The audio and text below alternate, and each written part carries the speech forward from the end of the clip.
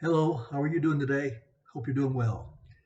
I'd like to talk this time about a great parable that Jesus taught out of the book of Luke, and I'll read it to you shortly. But I entitled this lesson "How the Rich Landowner Lost His Marbles," and you'll see what I'm talking about. You know, playing with marbles has lost some of its attraction as time has gone by in history here. I mean, you can't compete with uh, Xbox or computers or PlayStation and other things that are so high tech these days. Marbles is kind of a lost art. And sadly, I remember the days in my life when I was younger as a child. In fact, I even think about possibly we may go back to playing with marbles because at least with electricity bills that are coming out and also the lack of conversation because of playing on computer games, we probably need to do it a little more often. But here's a modern day parable that you may find very insightful as we, or should I say I, about playing with marbles. Once upon a time, there was a foolish boy who had a really big bag of beautiful marbles. Now, the boy was quite proud of these marbles. And in fact, he was so proud of them and had so much of them that he would either play with them himself or would he let anyone else play with them. He only took them out of the bag every now and then in order to count them and admire them and how beautiful they were. But they were never used for their intended purpose. Yet the boy carried that coveted bag of marbles everywhere he went. Well, there was also a wise boy who wished he could have such a fine bag of marbles. So this boy worked hard and earned his money to purchase a nice bag to hold marbles. Now, even though that he had not yet earned enough money in which he could buy any more marbles to put in the bag, he had faith, and so he purchased a marble bag. He took special care of the bag and dreamed of some day that it would contain marbles that he could play with and share with his friends. Well, naturally, I'll stop there and continue the story in just a little bit of what came about with these two, the foolish and the wise boy. Now, the story reminds me of one of Jesus' parables I had mentioned earlier in Luke 12, verse 13 to 21. And the title of that parable is called The Parable of the Rich Landowner. Now, as I read this story out of the book of Luke and we discuss it, I want to see if that you can see a similarity to our marble story. Let's listen to the Luke chapter 12, verse 13. Then someone from the crowd said to him, Teacher, my brother to divide and tell him that the inheritance is with me. But Jesus said to him, Man, who made me a judge or arbitrator between the two? And then he said to them, Watch out and guard yourself from all types of greed, because one's life does not consist in the abundance of his possessions. He then told them a parable. The land of a certain land rich owner produced an abundant crop. So he thought to himself, Well, what should I do? For I have nowhere to store my crops. Then he said, I will do this. I will tear down my barns and build bigger ones, and there I will store all my grain and my goods. And I will say to myself, You have plenty of goods stored up for many years. Relax, eat, drink, and celebrate. But God said to him, You fool, this very night your life will be demanded back from you. But who will get what you have prepared for yourself? So it is with one who stores up riches for himself, but is not rich toward God. Now, many of us who hear this parable, especially in North America context, may wonder, well, why is a rich owner considered a fool? I mean, one could easily argue that the rich man is a very wise man and he's a responsible person. He has a thriving farming business. His land is produced so abundantly that he does not have enough storage space for all that he has in his barns. Well, good for him. So he plans to pull down these barns and build bigger ones to store all his grains and his goods. Then he'll have ample savings to set aside for the future. and will be all set to enjoy his golden years and live happily ever after. Now, what's wrong with that? Isn't this what we are encouraged to strive for? Isn't it wise and responsible to save for the future? The rich farmer would probably be a very good financial advisor for everyone else, or at least a good example. He seems to have things figured out. He's worked hard and he's saved wisely. Now he can sit back and relax and enjoy the fruits of his labor, right? Isn't that a good thing? Well, not exactly. There's one very important thing the rich man has not planned for: his reckoning with God. But God said to him, "You fool, this very night your life is being demanded of you, and the things you have prepared, whose will they be?" The rich farmer is a fool not because he's wealthy, because he's saved for the future, but because he appears to live only for himself, his comfort, and because he believes that he can secure his life with abundant possessions, much like the rich foolish boy and his marbles. When the rich man talks in this parable, he talks only to himself, and the only person he refers to is himself. Listen, what should I do? For I have no place to store my crops. I will do this. I will pull down my barns and build large ones, and there I will store all my grain and my goods. And I will say to my soul, "Soul, you have ample goods laid up for many years. Relax, eat, drink, and be merry." The rich man's land has produced abundantly, yet he expresses no sense of gratitude to God or to the workers who have helped him plant and harvest these goods and his great bumper crop. He has more grain and goods in storage than he could ever hope for to use in his life, yet seems to have only no thought of sharing with others and no thought of what God might require of him. He is blind to the fact that his life is not his own to secure, that his life belongs to God, and that God can demand that life back any time. And the rich man learns the hard way of what the writer of Ecclesiastic had realized. Quite simply, that you can't take it with you. All that he worked for so hard in his life will end up in someone else's hands. And as Ecclesiastes puts it, who knows whether they will be wise or foolish, yet they will be master of all for which I toiled and used my wisdom under the sun. This also is vanity.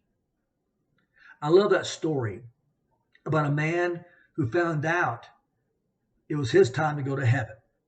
So he asked the Lord, he said, "Can I bring just one thing?" And God said, "No, you cannot bring anything." But the man kept persisting, kept asking, and finally the Lord said, "Okay, you can bring one thing." Happily, the man packed his suitcase full of gold, because gold translates everywhere with wealth. When he arrived in heaven, the angel said, "I'm sorry, but you can't bring that in here." He said, "Well, the Lord said I could." "Oh, okay," they said. "By the way, what's in that suitcase anyway?" The man opened the bag and they looked in, and then the angel said, "Oh, it's pavement." Streets of gold. Anyway, in case you didn't get it. Vanity, emptiness. Our reality is that no matter how much we have, we are always aware of things that we don't have. We're bombarded by marketing wizards whose job is to convince us that we need more. We need one more gadget. We need one better car. We need better this and better that. That's the latest technology, cell phones, whatever you want to talk about.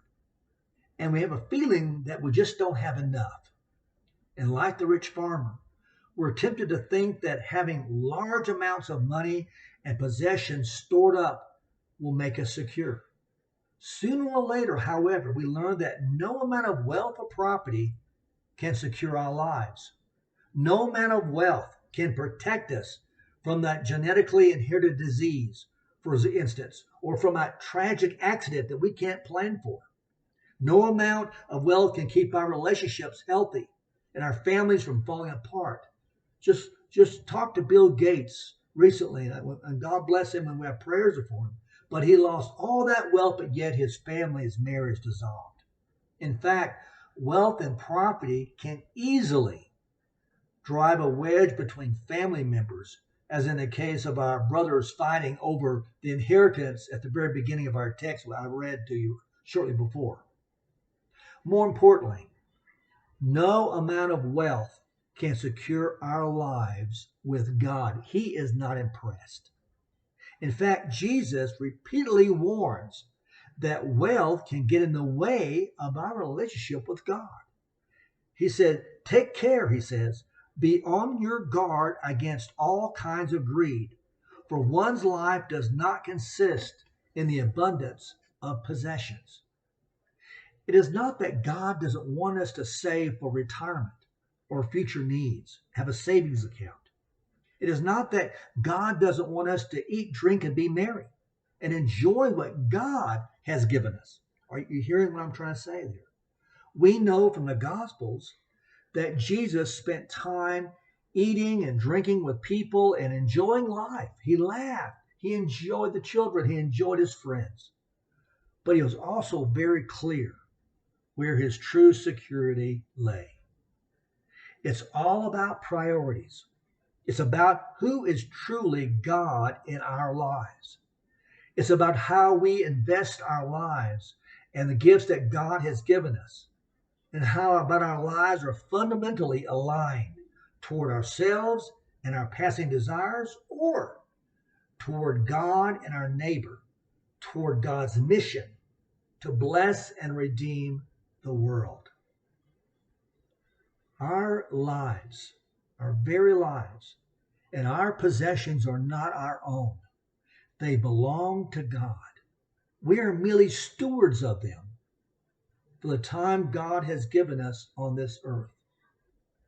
I wonder how many of us daily have sat down with God and prayed to him, saying, God, whatever I have, help me to use it to glorify you, to help those in need. Guide me in that. But we rebel against this truth because we want to be in charge of our lives and our stuff. So the question that be asked of us is this: have we given God back what he has given us? But really the truth is really good news. Because of all that we are and all that we have belongs to God, our future security is beyond all measure. So Jesus tells us this in 12:32, do not be afraid, little flock, for it is your Father's good pleasure to give you the kingdom. The story Jesus tells us from verse 13 of Luke 12 is usually described as the parable of the rich fool, which is the heading given in the NIV version. Often we use the word fool when we're thinking of someone as unusually stupid or rash. In common sense, it is all common, really.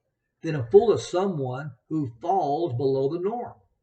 In other words, a fool isn't like us, he's the exception. The man in Jesus' parable is and is not an exception. He is, in a sense, of being exceptionally rich. He has resources much greater than the average person, but he's completely unexceptional in his desires and his goals in life. He wants lots of money, and when he gets it, he wants even more. For him, more and more wealth equals more happiness. Increasing his life through wealth is his main focus. How normal, how ordinary, how remarkably common we find this in today's world. For example, possibly you have heard of William Randolph Hearst. He was a great wealthy publisher and had an incredible collection of art of this great newspaper. The Hearst Mansions in Northern California is a testament to his insatiable desire to have artistic treasures. On one occasion, the story goes, he learned of some artwork that he was determined to obtain. He sent his agent abroad to search for this treasure. After months of investigating, the agent reported that the treasure had been found. To further sweeten the find, Hearst learned that the relic wouldn't cost him a dime. You know why? Because he already owned it. The rediscovered piece was in Hearst's warehouse with many other treasures that had likewise never been uncrated. The desire for acquiring more can sometimes blind us from what we already possess. Now, we can't write off this parable as a warning for that 1%ers, those super wealthy people. It's a parable for people who think getting more money or possessions or wealth is a life goal worth pursuing. And that's almost every one of us. We all want that. It's a desire in us that we feel insecure. So we want more wealth to know that we can buy and do and secure ourselves as we get older, for example. But we find out that desire just keeps on going and going. What if this happens? What if that happens? I need a little more of this, a little more of that. You know, as Karen and I, my wife and I, think about our lives and all that we've accumulated as we travel all over the world, what's interesting as we get older, we find its importance declining compared to our family, our children, our close relationships with very good friends that we care about, but mostly our faith in our Lord. Now, before we get into the very heart of the parable, it's very important to be clear what it's not about. Jesus is not condemning wealth. He's not even the desire for more wealth is wrong. Keep that very clear now. Some believe there is a virtue in poverty, but that is not what Jesus is talking about either. The key verse, which makes Jesus' purpose clear, are in verses 15 and 21. He introduces the parable by saying this: watch out. Be on guard against all kinds of greed. Life does not consist in an abundance of possessions. And then Jesus finishes with these words: this is how it will be with whoever stores up things for themselves, but is not rich toward God. So Jesus' warning is about an unbalanced and wrongly focused life. The man in the parable was consumed by his wealth, his desire for more of it. Almost nothing else mattered. He invested in his business and failed to invest in God. He gave his heart to earthly possessions and riches when he ought to have belonged to God. Think about this. Measure wealth not by the things that you have, but by the things that you have for which you would not take money. Think about that. So, financially speaking, what are these things in your life? What are those possessions? What are those things you hold dear that is way beyond any amount of money? The difference between you and me and Bill Gates is smaller than the difference between you and the average person living outside the United States. Let me explain. To most people, your bank account looks virtually the same to someone living beyond outside of North America. In fact, the story goes that Bill Gates traveled to India in a philanthropic visit. In a neighborhood that he was visiting outside of a large city, he spent some time conversing with this Indian woman in her hut. And through a translator, they discussed the state of health care and other needs her people faced. After he left, a journalist asked the woman if she realized that the richest man in the world had just been in her house. Unfazed, she remarked that everybody who visits from the West is rich. In her eyes, the average American is so rich, she views them all the same. That's what I meant earlier by saying that the difference between Bill Gates and you and me and the average person outside of the U.S. is about the same difference. What leads into the parable is a dispute as common today as 2,000 years ago. Then and now, families fight and fuss over money and sometimes divide and become so hostile when someone had died and left them the money. Teacher, someone in the crowd said to Jesus, tell my brother to divide the inheritance with me. Now, the man's request wasn't unreasonable. No one who heard him would have been surprised. I mean, he had a grievance, and rabbis were wise people that were asked to rule in family disputes. But Jesus refused to become involved. He said, man, who appointed me a judge or an arbitrator between you? So he wouldn't rule. But this is a teaching moment. Jesus sensed a lust for wealth at the very heart of this family feud. And so he gave a warning about greed and told the story of a man who was already rich and then one year had a bumper harvest. And now he was super rich, but now he had a problem. We already told the story, but let me go over it again to underline this. The harvest was so huge his barns couldn't contain it. He did the obvious. He called the local builder and said, I need more barns, and I need them now. Remarkably, he found a builder who would meet that deadline, and now he knew he'd be comfortable right into the future.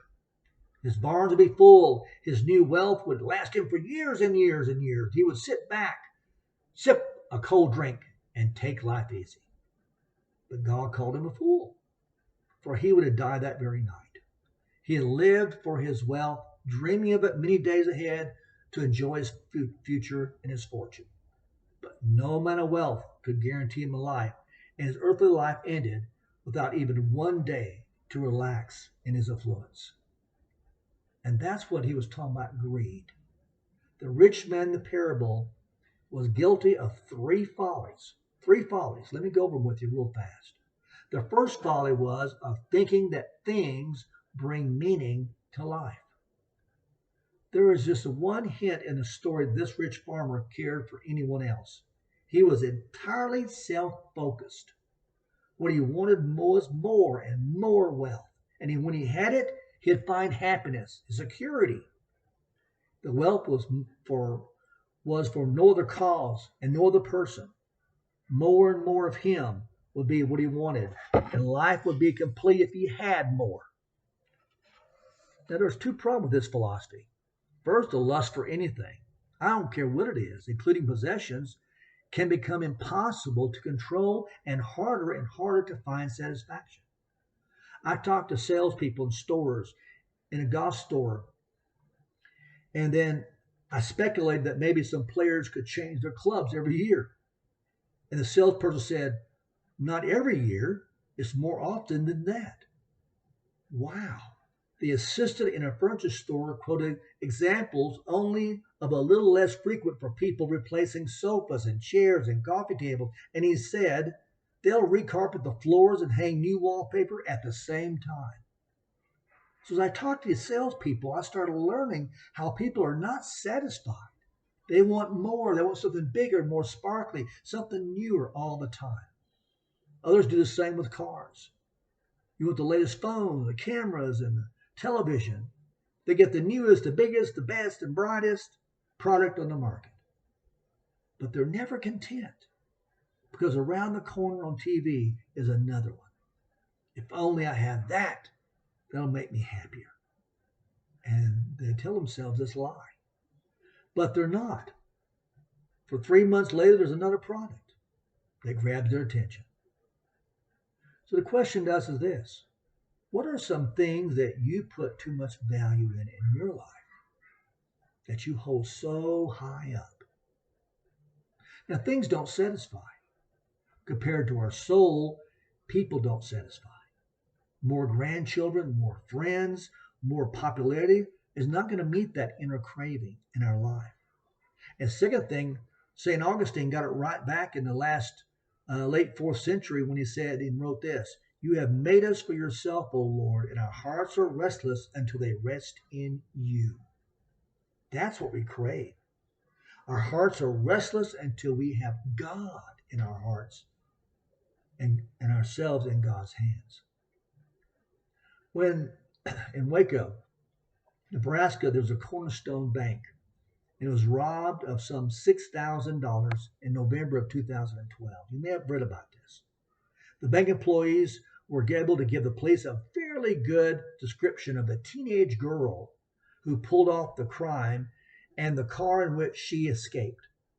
But as it turned out, the investigator didn't really need those descriptions because the thief recorded a YouTube video titled "Chick Bank Robber," and on that video boasted of her criminal prowess.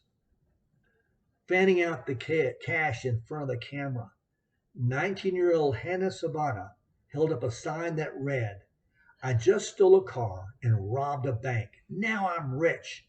I can pay off my college financial aid, and tomorrow I'm going to go on a shopping spree." Later, she held up another sign which said, "I told my mom today was the best day of my life. She just thinks I met a new boy." Hannah's brief criminal career ended later that week when police took her into custody. How crazy can you be? The second folly is the folly of assuming that you know the future, that I know the future. Just this past couple weekends ago, Memorial Weekend, here in Colorado, there was a young soldier who was out boating with his family on a nearby lake, right south of us here actually.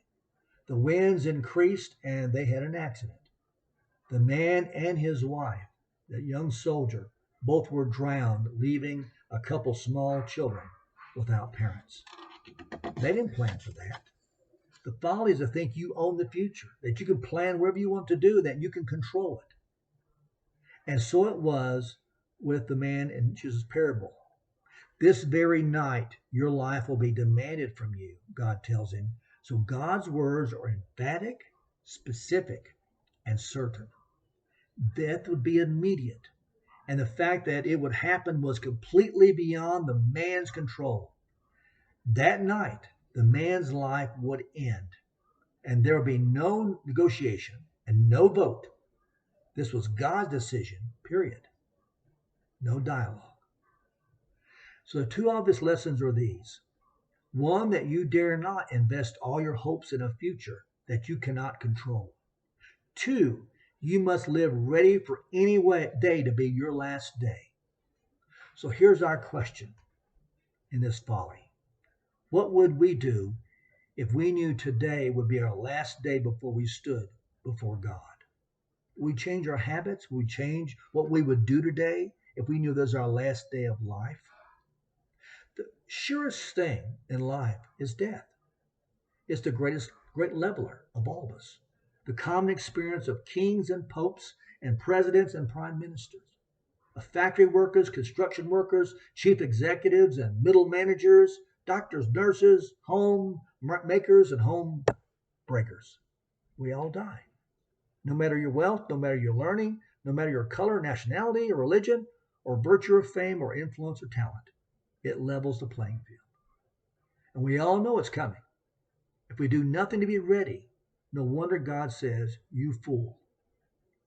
Here's the third folly and the last one. The folly of investing materially, but not spiritually. The investment the rich fool made determined his future too. But sadly, they were bad ones he invested in. Nothing in the parable ever suggests that this man thought about other people, and nothing suggests he thought about his own mortality or his eternity. He was guilty of selfishness and guilty of short-termism. The man wanted to be self-sufficient. With money you come to power, and with power becomes great riches, and especially the power to decide everything in his life. He had choices now, where money gave him those choices. He reckoned he could do anything. He could even do nothing if he wants to. Take life easy, eat, drink, and be merry. So he invested in everything, in earthly wealth for him. But that night his life on earth was over. He wouldn't spend a single day eating, drinking, and being merry. Everything he had would go to someone else. He would never benefit. He could not take even one penny and all of his money with him into the next life, not even a suitcase of gold. The folk lesson passed down through the ages is that a shroud has no pockets. Spiritually, he was destitute and would face an eternity in which he had never invested in. To give so much of his life to material things and give nothing to spiritual things was the man's greatest folly. He had devoted himself to work and to prosperity and devoted nothing to the one who had given him everything, even his own life. Was this man a fool?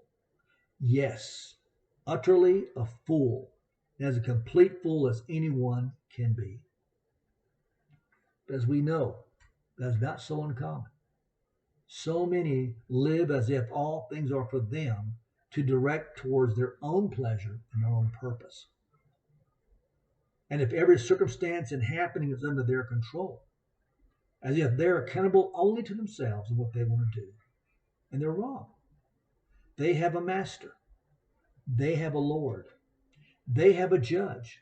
And one day they'll stand before God who wants to see their investments in eternity. And many, far too many, will have nothing to show. What folly. Well, we come now to the end, so I guess you want to hear the rest of the story of the foolish and the wise boys of marbles. We left our foolish boy with a bag full of beautiful marbles he hoarded and kept selfishly.